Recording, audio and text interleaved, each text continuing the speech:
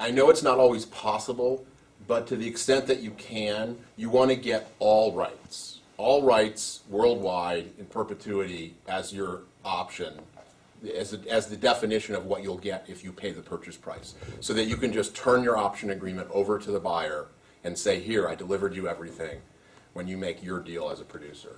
Now, again, some of those rights aren't always available. Maybe the writer has already sold the rights to some other country, or has sold the digital merchandising rights, or whatever you can get, but don't let the writer hold stuff back on you, unless, of course, you don't have the leverage, but it's a big bestseller, you're not going to get everything. But if it's a book that nobody else is interested in, get every right you can in the option agreement, because the less you have walking in the door, the less interesting it's going to be to the studio or the network that buys it.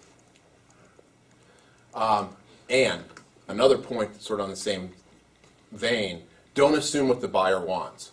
Don't do custom option agreements saying, well, I know studios want this, I know networks want this, I know they really care about this right, but they don't care about this right.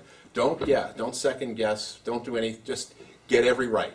Because most studios these days, even if you're optioning for TV, they're going to want the film rights. If you option it for film, the film part of the studio is going to buy they're going to want the theme part and the theme park and the legitimate stage rights and everything, because these days that's what multinational conglomerates want. They want everything. Okay? Very important. And this is sort of alluded to before. Whatever vision you had when you walked in the door to talk to these people, it doesn't matter anymore. You have to be adaptable.